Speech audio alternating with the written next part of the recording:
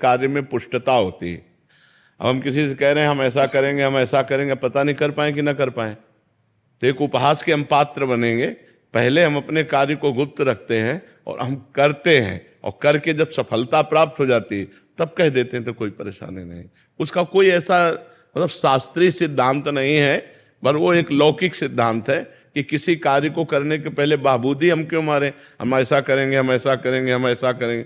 जब हम हो जाएंगे तब वो सब पूरा समाज जान ही जाएगा, हम क्यों बोले, व्यर्थ की बात है। बकाया और कोई ऐसा नहीं कि आप बोल देंगे तो कार्य नहीं होगा, ऐसा नहीं। नीति के अनुसार भी महाराज जी, नीति शास्त्र में भी जैसे कोई दुश्मन उस कार्य में बाधा पहले उत्पन्न कर हाँ वही, हाँ, अपने कार्य को गुप्त रख करके जब कार्य की सफलता हो जाए तो अपने आप सब कोई जान जाएगा, हम पहले से क्यों उसको प्रकाशित करें। ये एक मतलब सामाजिक व्यवस्था के अंतर्गत है, ये कोई शास्त्रीय आज्ञा नहीं कि आप पहले बोल देंगे तो अनिष्ट हो जाएगा और वो कार्य होगा नहीं, ऐसा नहीं है। कितने ऐसे वीर हैं जो पहले ऐलान कर देते हैं, बाद में कार्य पूरा करते हैं। कितने ऐसे नियम वाले हैं, सुदृढ़ भाव वाले हैं जो पहले ऐलान कर देते हैं मैं ऐसा करूंगा, वैसा करके दिखा देते हैं। लेकिन अपने को चाहिए कि कार्य की प्रणाली को गुप्त रखें, और जब कार्य हो जाए तो समाज अपने आप जान जाएगा। महाराज जी, अगर कोई निंदा कर रहा हो और आप सिर्फ सुन रहे हैं तो क्या हमें भी उतना ही पाप लगता है जितना निंदा करने वाले को? बिल्कुल। तो ऐसा क्या करें कि सुना हुआ निंदा माफी मिल जाए? ऐसे कान में अंगुली डाले सुने ना। जब निंदा हो रही हो राधा राधा राधा राधा राधा राधा राधा राधा राधा उठ के चल दे वहां से। और जो पूर्व में सुना है मान लो किसी की, तो अब भगवान से क्षमा मांगे, क्योंकि भगवान ही सब रूपों में है। भगवान से ही प्रार्थना करें तो क्षमा हो जाएगी। आगे से सावधान रहें, जहाँ किसी की निंदा हो रही हो तो पर निंदा के किए ते आवत नहीं कछुआत, मूरख पर्वत पाप को ले चल अपने साथ, लेना न देना बेमतलब में पाप की पोटरी सिर पर बांध रहे हैं। अरे वो भला है बुरा है जैसा है भगवान जाने, हमको क्या मतलब, हमको अपना हृदय पवित्र करना है। तो किसी की बुराई सुनने से अपना हृदय अपवित्र होता है, मलिन होता है, हमारे ऊपर पाप चढ़ता है, तो हम पाप की बात क्यों सुने। उस समय तुरंत कान में अंगुली डालें। हाँ, और राधा राधा नाम उच्चारण इसलिए करें कि उसका कोई शब्द न पड़े, हम छोड़ करके तुरंत उस स्थान को चल दें जहाँ भक्त की निंदा हो रही हो, संत की निंदा हो रही हो, भगवान की निंदा हो रही, ये सब नहीं सुनना चाहिए। विजय पराशर जी आगरा से। महाराज जी राधे राधे। महाराज जी, आपसे जानना चाहता हूं कि जब हम लड्डू गोपाल जी को नहलाते हैं तो उस जल का निस्तारण कैसे करें? अभी तक तो मैं देखता आ रहा था कि हमारे परिवार उस जल को तुलसी जी के पौधे में डाल देते थे, क्या ये सही है महाराज? हाँ थोड़ा तो चरणामृत ले, आचमन करे, और फिर अगर तुलसी जी हैं तो तुलसी जी में डाल दे, नहीं तो उसको एक पात्र में भर के रखता जाए और फिर गंगा यमुना नदी में जो आसपास अपने पवित्र नदियां हों उनमें उसमें मिला दे। या तो ऐसे वृक्ष के घेरे में डाले जहां पैर ना पड़े, क्योंकि भगवान का स्नान का चरणामृत है ना, तो उचित यही है कि तुलसी जी के घेरे में डाले। जिसके घर में तुलसी जी नहीं है वो एक पात्र रख ले 5 लीटर 10 लीटर का, और उसी में डालता रहे, और जब भर जाए तो पास में जो नदी पवित्र हो वहां जा करके उसी में डाल दे। ऐसे ऐसे कर दे। या अब जैसे घर में 10-5 लोग हो, थोड़ा थोड़ा चरणामृत पिए तो सब पी जाएं।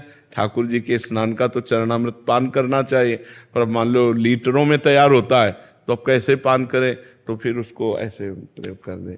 पीपल की जड़ में डाल दे, तुलसी जी की जड़ में डाल दे, या ऐसी लता में डाले जहाँ पैर न पड़े, या पावन नदियों में डाल दे। महाराज जी, ठाकुर जी के फूलों को पहले नदी में विसर्जित करते थे, अब क्या करें महाराज जी? किसी पास के सरोवर के तट में खोद करके और उनको समाधि दे दे।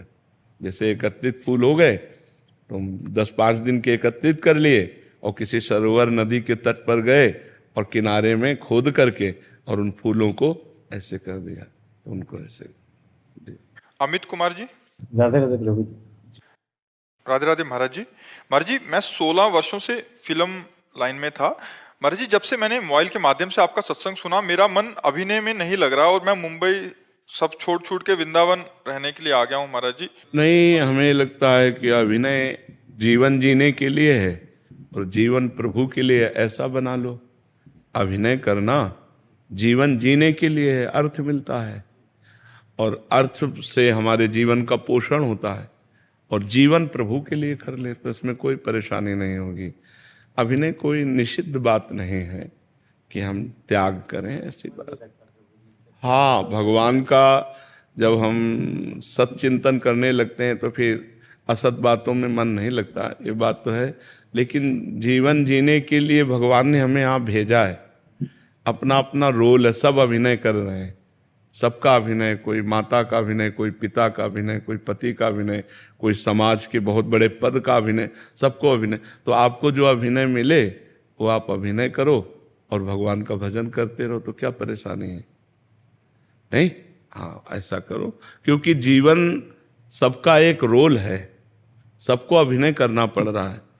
अब यहाँ वृंदावन में जैसे, तो वृंदावन में मान लो कैसे रहोगे, कुछ ना कुछ तो अभिनय यहाँ भी करना पड़ेगा नहीं करना पड़ेगा। तो यहाँ कोई गलती का होने का चांस अगर हो तो हमें लगता है दूर रह के वृंदावन का चिंतन करे तो ज्यादा अच्छा है। यहाँ रहकर अगर कोई हमसे पाप बनने लगे, कोई गंदी बातें बनने लगी, गंदे आचरण हो जाए, तो हमें लगता है दूर रहकर यहाँ आओगे तो तत्काल पाप नष्ट हो जाएंगे, क्योंकि धाम है ना, और धाम में पाप बन गया। मान लो जवान शरीर है, अब कहीं इधर उधर किसी से गंदी बातें हो जाए तो सब गड़बड़ हो जाएगा ना।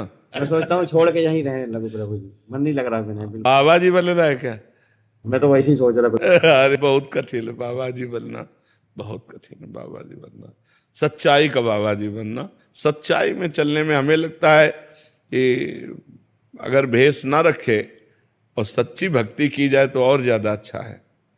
मान लो अब हम लोग दूसरों के द्वारा दिए हुए अन्न, पैसा, कपड़ा लत्ता, उनका प्रयोग करके भजन कर रहे हैं, तो हमारे भजन का हिस्सा वहां भी तो जाएगा। और आप मेहनत करके रोल करके कमा रहे हैं और खा रहे हैं और सच्चाई से भजन कर रहे हैं, तो आपका भजन आपके पास ही है। तो हमें लगता है जब कभी ऐसा कोई बैरागी अच्छा तो भले संत बन जाए, नहीं तो हमें लगता है संत बनना अब कलिकाल में धीरे धीरे कठिन हो रहा है, संतत्व में चलना। अब ऐसे ढोंग करना तो बहुत, लेकिन सच्चाई से चलने में बच्चों बहुत कठिन बात है, बहुत कठिन बात है। इसलिए हमें लगता है साधु वेश तो धरो मति, साधु बनो, अंदर से साधु बन जाओ और भेष संसारिक रखो और मेहनत करके कमाओ खाओ, दूसरों को खवाओ और खूब भजन करो, ये बढ़िया है। ठीक है, हाँ सर। शिवपाल जी जज्जर हरियाणा से। राधे राधे महाराज जी। महाराज जी, मैंने किसी ग्रंथ में पढ़ा था कि मृत्यु के समय जीवात्मा अपने सूक्ष्म शरीर के माध्यम से बाहर निकलती है तो तत्काल उसका संरक्षण करने के लिए उसके पूर्व स्वजन, इष्ट, गुरु आदि का सहयोग मिलता है। कुछ नहीं, कुछ नहीं, ये सब नहीं, ऐसा कुछ नहीं होता। जो अज्ञानी जीव शरीर छोड़ता है तो कर्म बंधन में बंधा हुआ वो होता, स्वतंत्र नहीं होता और उसकी कोई रक्षा करने की जरूरत नहीं होती। वो दो प्रकार की गतियों को प्राप्त होता है, या तो नारकी गति को, और या पुण्यात्मा है तो स्वर्ग गति को। अगर स्वर्ग गति को जाता है तो देवलोक से आते हैं उसको लेने के लिए, अगर नरक गति को जाता है तो यमदूत लेने के लिए आते हैं। हरि गुरु सबकी रक्षा करते होते तो बात बन गई होती ना, सबकी बात बन गई होती। और जो भक्त है उसका जब शरीर छूटता है, जो वास्तविक भगवान की भक्ति करता रहा है, अंत समय में स्मरण हो गया भगवान का, तो भगवान को प्राप्त हो जाता है। अगर अंत समय स्मरण नहीं हुआ उसका तो पुण्यवानों के लोकों में जाकर के सुख भोगता है। फिर यहाँ मृत्यु लोक में श्रीवान, कुलवान, धनवानों के यहाँ उसका जन्म होता है और वो पूर्व भजन जहाँ से उसका रुका हुआ था वहाँ से फिर भजन चल करके वो भगवान को प्राप्त हो लेता है। तो ऐसी गतियां, ऐसा नहीं कि सब परिवार के स्वजन, कोई स्वतंत्र है क्या? कोई स्वतंत्र है क्या? सब परतंत्र है, कर्म के वशीभूत सब हैं। तो ऐसा थोड़ी कि तुम्हारे पिता के तुम्हारी संरक्षा करेंगे, वो न जाने कौन से नरक में है या न जाने कौन से स्वर्ग में या न जाने कौन सी योनि में चले गए। वहाँ कोई परिवार स्वजन संबंधी तुम्हारा थोड़ी है, शरीर तक है, शरीर का काम खत्म, कर्म बंधन से वो जीव कहाँ कीड़ा बनेगा जाके कि देवता बनेगा जाकर कि क्या बनेगा, उसका कोई, ये सब प्रमाणिक किसी ग्रंथ में लिखा हो तो हमें बताओ, क्योंकि जहां तक बचपन से हम ग्रंथ ही पढ़ते रहे, समझ में आ रहा है आपको? ये बात ऐसा है, जीव स्वतंत्र नहीं है, जीव परतंत्र है, कर्म के परवश। और जिस दिन कर्म पर विजय प्राप्त कर ली उसने, तो फिर वो तो भगवान का स्वरूप हो गया। ब्रह्मविद ब्रह्मविद भवति, वो तो परमात्मा स्वरूप, उसका कहाँ आना जाना है। जैसे तरंग समुद्र में लीन हो गई तो समुद्र हो गई, तरंग का अस्तित्व खत्म हो गया। तो जब जीव को ज्ञान हो गया तो ब्रह्मविद ब्रह्मविभवति, वो ब्रह्म स्वरूप हो गया, उसका कहीं आना जाना नहीं, सर्वत्र व्याप्त कण कण में परमात्मा में लीन हो गया, समा गया। जैसे तरंग समुद्र में लीन हो गई, अब खोजने पर भी तरंग नाम पता नहीं चलेगा। तरंग वायु विकार, तो जीव माया विकार, माया विकार नष्ट हुआ, परमात्मा स्वरूप हो गया। जब आना जाना है तो वो जहां आना जाना है वहां के पार्षद ले जाएंगे, माता पिता परिवार ये सब, इन सब का प्रवेश नहीं है। जी राजेश कुमार जी। राधे राधे महाराज जी। महाराज जी, जब ये शरीर भक्ति करने योग्य था तब ये शरीर प्रपंच में रहा, परंतु गुरुदेव भगवान भजन नाम जब अभी शुरू किया है, अब ये शरीर एक अवस्था में नहीं बैठ सकता महाराज जी। नहीं, बैठना भक्ति नहीं है। भक्ति का स्वरूप है तदर्पिता अखिलाचारिता तद्स्मरणेन परम व्याकुलते, देवर्षि नारद जी कहते हैं। हमारे हर आचरण भगवान के अनुकूल हो और भगवान को समर्पित हो। अनुकूल का तात्पर्य है शास्त्र धर्म मर्यादा के अनुसार अब हमारे आचरण हो, कोई भी आचरण धर्म के विरुद्ध ना हो, पाप आचरण नहीं होना चाहिए, और वो कर्म भगवान को समर्पित होना चाहिए। जो भी कर्म करें भगवान को समर्पित करें, और उठते बैठते चलते फिरते खाते पीते सोते जागते जब हमारी स्मृति आवे तो राधा राधा राधा राधा, जो भगवान नाम प्रिय है वो नाम हम जप कर रहे हैं, इसी का नाम भक्ति है। भगवान की लीला कथाओं को सुनना, भगवान की पूजा करना, भगवान के भक्तों का संग करना, भगवान जहाँ जहाँ जो लीलाएं किए उन तीर्थ स्थलियों में जाना, तो ये सब भक्ति के अंतर्गत आता है। बैठना कोई साधना भक्ति की नहीं है कि हम बैठकर ही भजन, नहीं, हम फावड़ा चलाते हुए, झाड़ू पोछा लगाते हुए, व्यापार करते हुए, नौकरी करते हुए भी भगवान की भक्ति कर सकते हैं। नाम जप, निरंतर नाम जप का अभ्यास करें अंदर ही अंदर, और बाहर व्यवहार करते रहें तो क्या फर्क पड़ता है। तो भक्ति का स्वरूप है भगवद स्मृति, प्रभु से चित्त जोड़े रहना, मैयासक्त मना, भगवान में मन जोड़ना।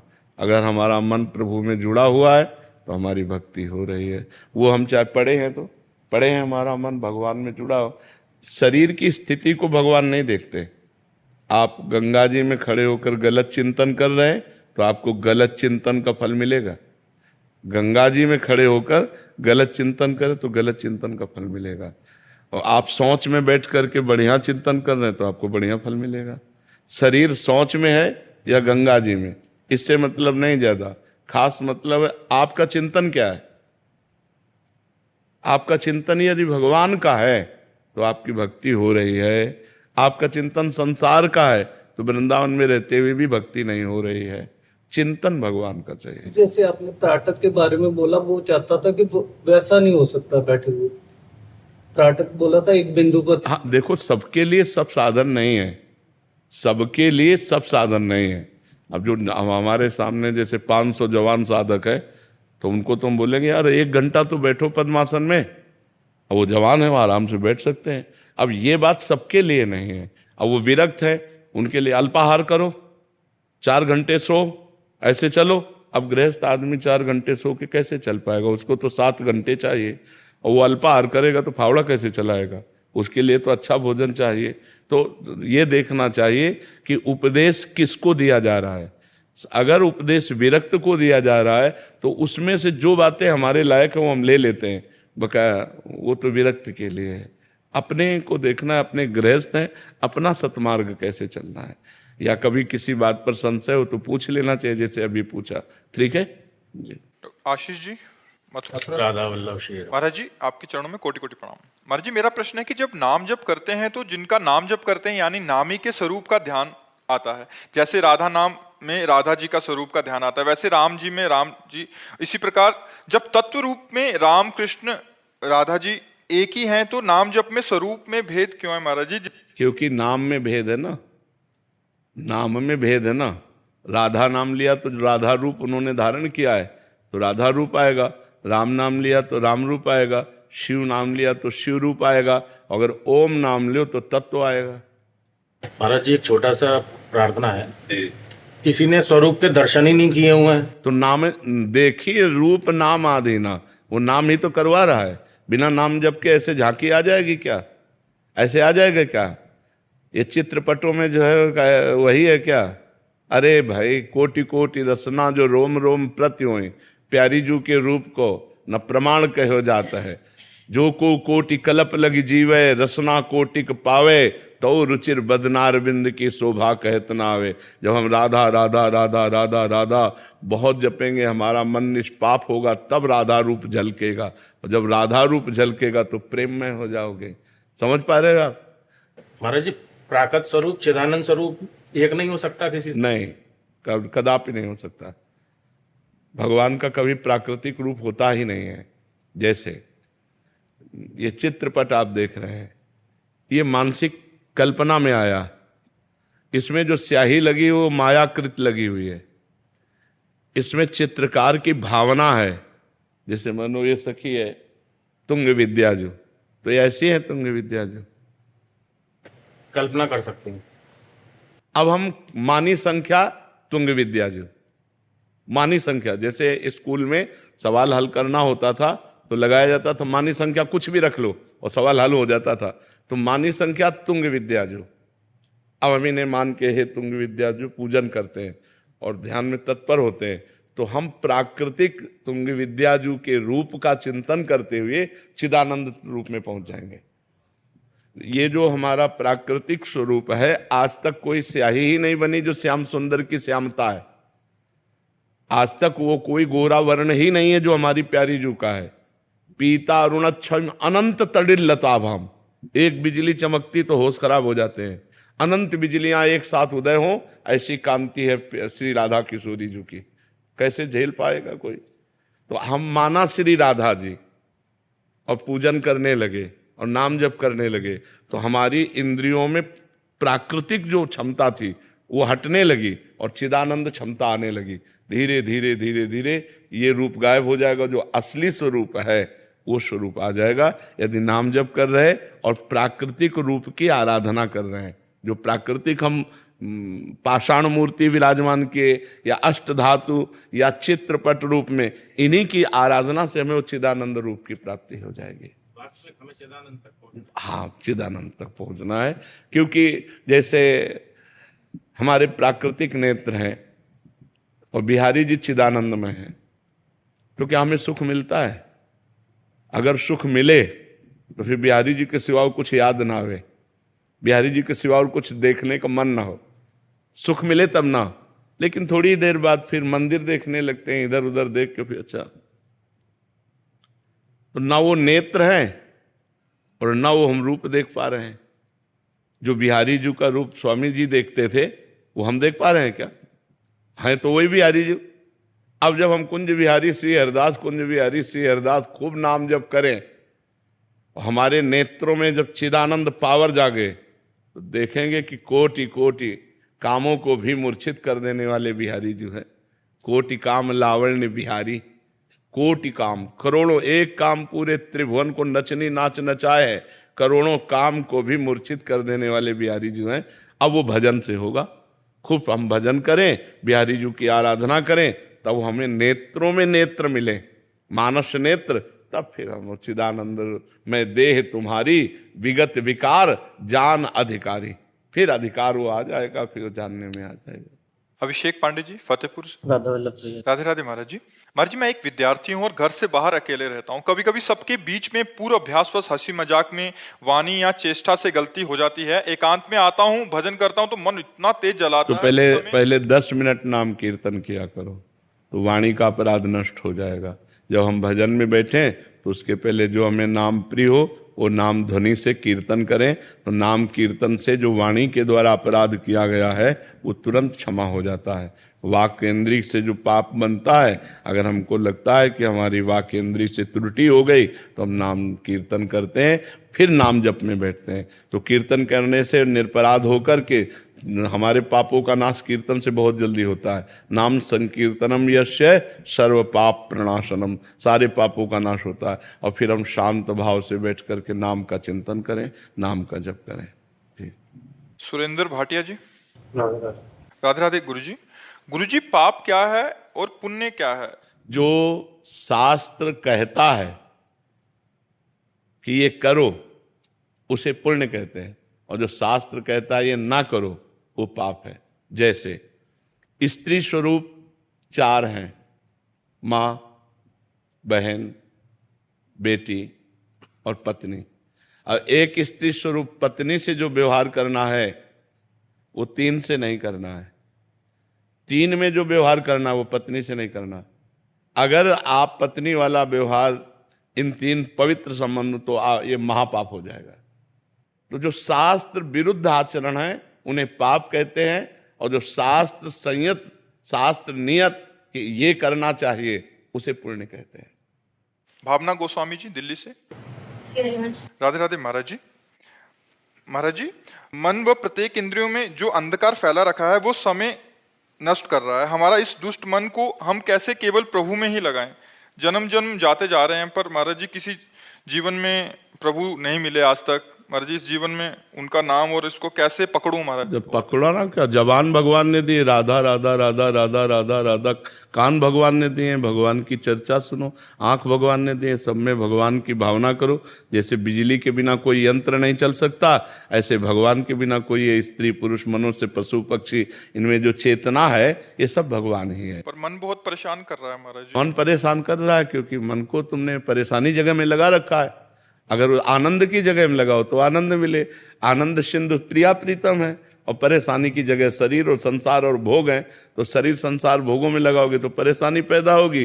प्रिया प्रीतम में लगाओगे तो आनंद प्रकट होगा। अब प्रिया प्रीतम में लग नहीं रहा क्योंकि बहुत जन्मों से संसार में लगा रहा है, तो अब प्रयास करो। मनुष्य जन्म मिला है, प्रयत्न मिला है, आप उठते बैठते चलते फिरते राधा राधा राधा राधा जपने की कोशिश करो। चतुरासी जी का पाठ करो, श्री जी की सेवा विराजमान करो, पवित्र आचरण रहे, शरीर पवित्र रहे और आचरण पवित्र रहे। अभी मन आनंदित होने लगेगा। अब गंदे आचरणों में मन जा रहा है और हम उसे छूट दिए हैं, और जो मन आता है वो करता है, जो मन आता है वो हम खाते हैं, जैसे मन आता है वैसे हम जी रहे हैं, तो मन शांत तो रहेगा ही।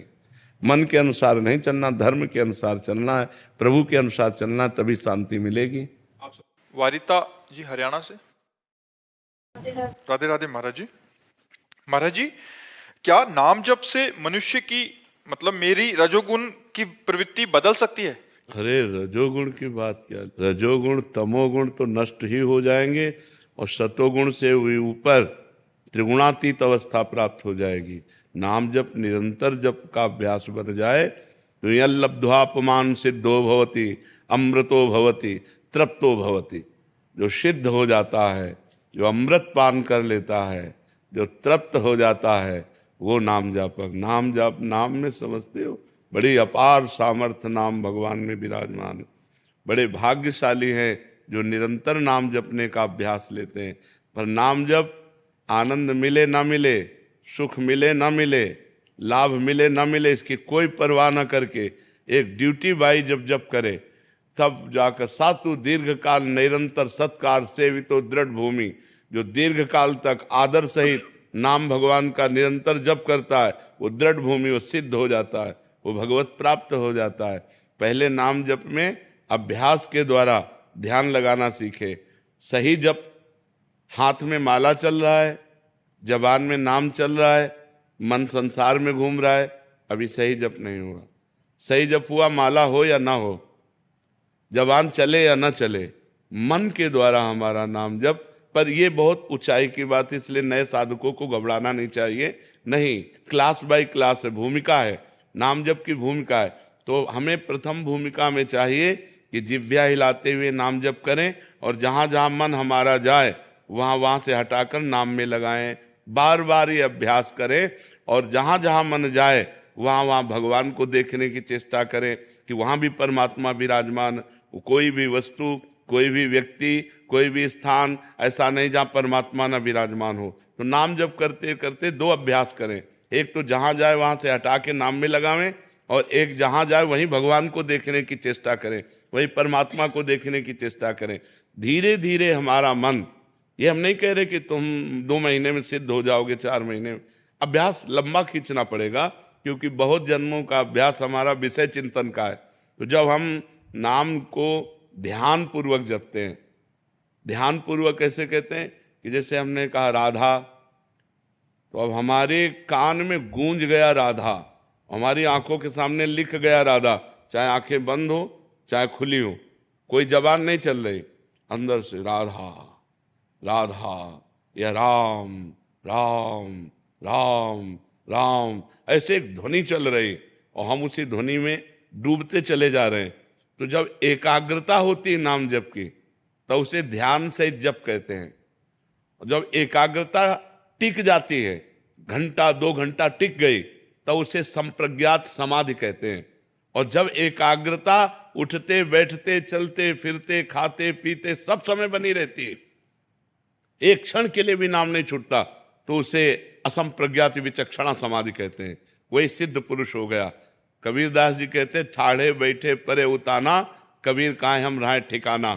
चाहे हम खड़े हैं या बैठे हैं या पड़े हैं या खा पी रहे हैं, हम ठिकाने में रहते हैं, अर्थात हर समय भगवान के चिंतन में रहते हैं। तो यदि इस प्रकार नाम जप किया जाए, तो नाम जप से त्रिगुणातीत अवस्था, समाधि, परमात्म दर्शन, लीला में प्रवेश, जो चाहे वो सब प्राप्त हो सकता है। नाम से बढ़कर कोई साधना नहीं है, नाम ही जीवन का सार है। और ऐसा नहीं कि अपने साधन नहीं किए, अपने अष्टांग योग का साधन किए हुए हैं, सांख्य योग का साधन किए हुए हैं, कर्म योग का साधन किए हुए, सब करके आपको बता रहे कि सबका सार है नाम में प्रीति हो जाना। हर समय मधुर मधुर भगवान का नाम चल रहा है, जो नाम प्रिय है। अगर नाम नहीं है तो हम सब अधूरा समझते हैं। जिसके जीवन में नाम नहीं, उसका जीवन कूड़ा है। जैसे शून्य शून्य शून्य, क्या मतलब रह गया? अब 1 लगाओ फिर शून्य रखो तो 10, 1 शून्य और बढ़ा दो 100, 1 शून्य और बढ़ा दो 1000, वो बढ़ता चला जाएगा। एक है नाम, अगर नाम रूपी एक है तो और साधन रूपी शून्य लगाते चले जाओ, महिमा बढ़ती चली जाएगी। और नाम रूपी अंक हटा दो तो शून्य शून्य शून्य शून्य, कोई उसका अर्थ नहीं रहता। इसलिए सबको नाम जप करना चाहिए। नाम जप से रजोगुण ही नहीं, तमोगुण भी नष्ट हो जाएगा, सतोगुण के ऊपर अवस्था आ जाएगी, त्रिगुणातीत गुणातीत अवस्था आ जाएगी। श्री हरिवंश महाराज जी, असंग कैसे रहा जाए, इसके क्या नियम हैं? मतलब इनका डिवोर्स हो गया महाराज जी, उसके बाद जीवन में असंग रहने, मतलब चाहते हैं कि मानसिक और आध्यात्मिक उन्नति होती रहे उनकी। और आजकल के मॉडर्न जमाने में कैसे महाराज जी इसको? जब तक हम अंतर्वृत्ति को भगवान से नहीं जोड़ते हैं, तब तक असंगता हो ही नहीं सकती। क्योंकि मन किसी न किसी वस्तु, व्यक्ति, स्थान का आश्रय लिए बिना रह नहीं सकता। इसका स्वभाव है, ये आश्रय लेके ही रहेगा। देखो, आप शांत होके देखो तो कोई व्यक्ति चल रहा है दिमाग में, या कोई वस्तु, या कोई स्थान, या कोई घटना, या कोई परिस्थिति, वो आश्रय लेकर उसका चिंतन करता रहता है। तो इसके इन आश्रयों का, जो पूर्व में आश्रय लेकर अपने अंदर कैसेट बना लिए, जब हम नाम जप करते हैं तब हमें खोल के दिखाता है कि ये कमाई है हमारे पास, तो हमें उसे डिलीट करनी है और नई होने न पावे। इसके लिए हमें हर समय नाम जप करना है, अंदर से वृत्ति जोड़नी है। अब बाहर से अंगुली से माला चल रहा है और जबान चल रही मुख में और मन चल रहा है संसार में, तो भी असंग नहीं हो पाए। मन मैयासक्त मनाह पार्थ, भगवान ने कहा, मेरे में आसक्त मन वाला बने। तो भगवान की जब हम लीला कथाएं सुनते हैं, जैसे भागवत का 10वां स्कंद है, हम स्वयं पढ़ें, हम खूब कानों से सुने, भगवान की लीला कथाएं सुनते हैं, भगवान का नाम जप करते हैं और भगवान के मार्ग में चलते हैं, तो हमारे अंदर एक पावर आता है, भागवतिक पावर, उससे हम असंग रहते हैं। हमें अच्छा ही नहीं लगेगा।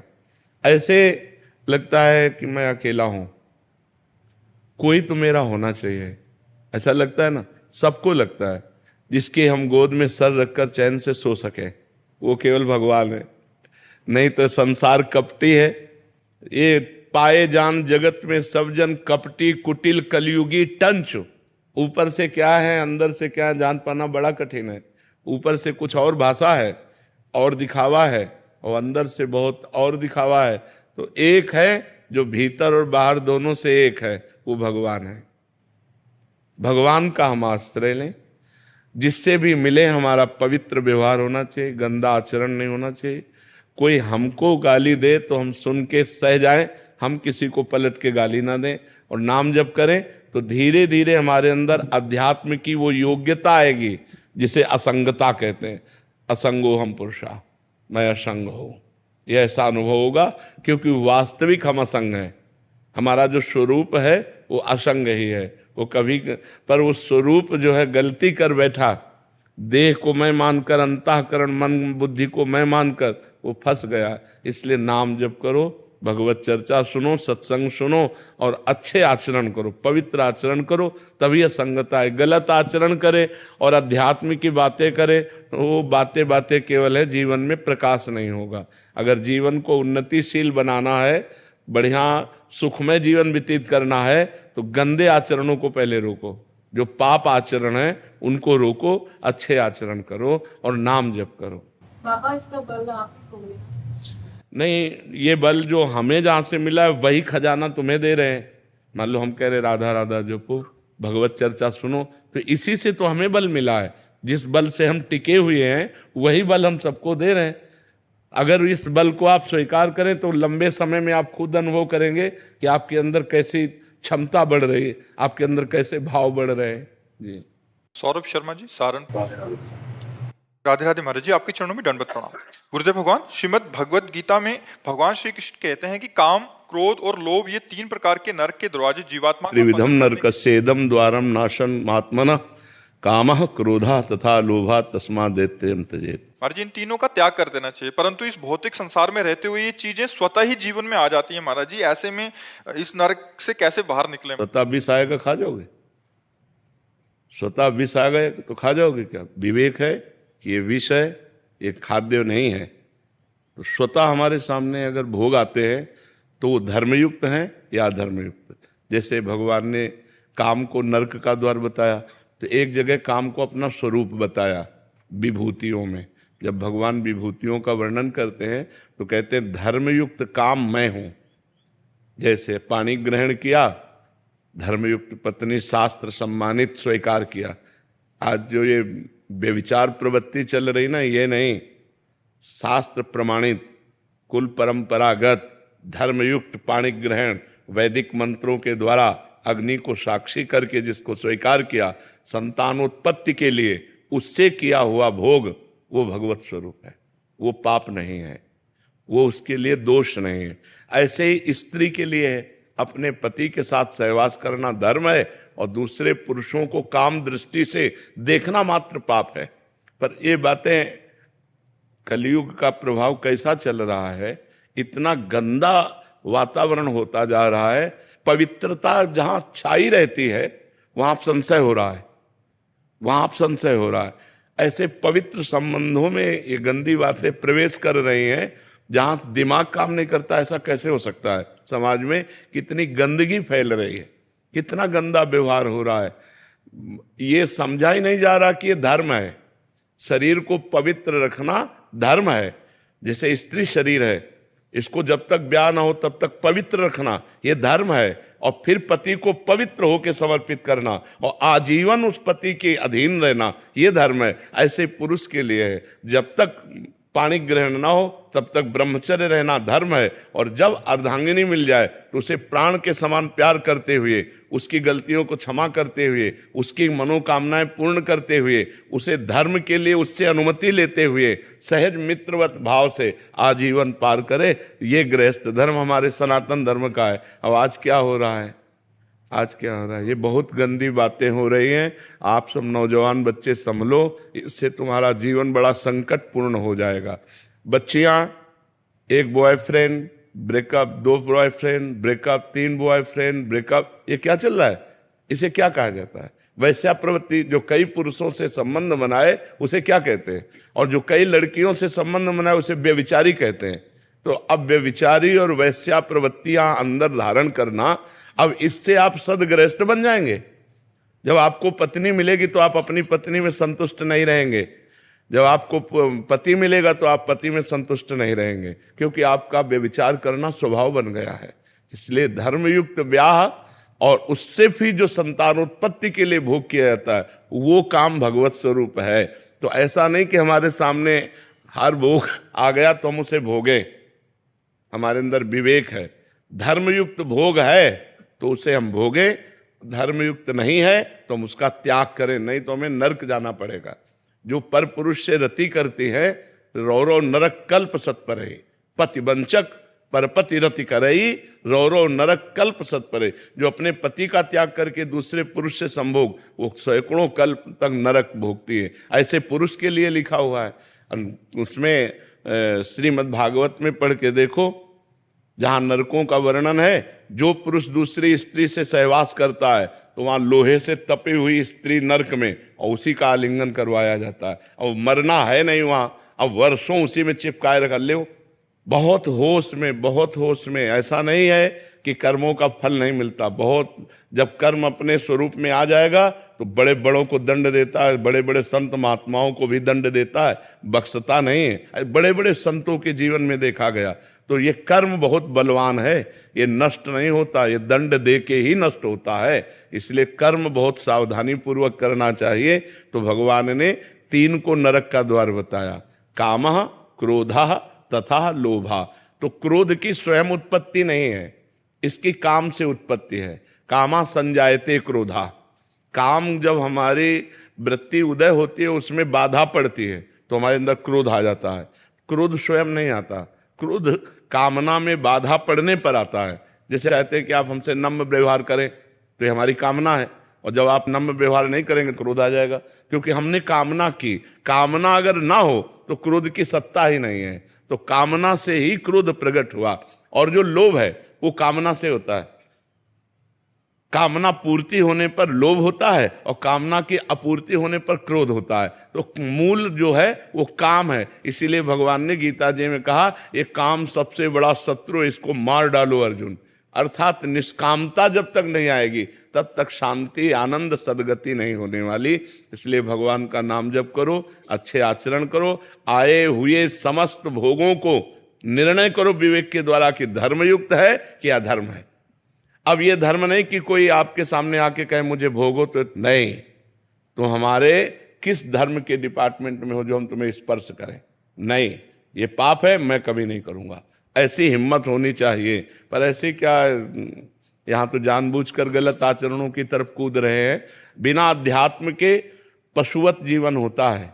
इसलिए शास्त्र स्वाध्याय और संत संग, अध्यात्म जरूर जानना चाहिए। आज के नए बच्चे अध्यात्म को जानते नहीं, इसलिए अध्यात्म अनिवार्य है। हम सोच समझ कर कार्य करें। हमारा कर्म बड़ा प्रबल है, वो हमको दंड देगा। इसलिए कोई ऐसा कर्म ना करे, बहुत सावधान रहे। जैसा मन में ख्याल आते रहते हैं कुछ भी, तो क्या उनका भी पाप लगता है? वो नहीं, कलयुग का एक प्रश्न। अन्य युगों में तो लगता था कलिकर एक पुनीत प्रतापा, मानस पुण्य होए नहीं पापा। मानस पुण्य तो लग जाएगा। जैसे आपके मन में आया कि अब हमारे पास रुपया है, कल चलते हैं बिहारी जी का भोग लगाकर सबको बांटते हैं, और आपके सामने कल ऐसी विपत्ति आ गई कि रुपया भी गया और आप भी ना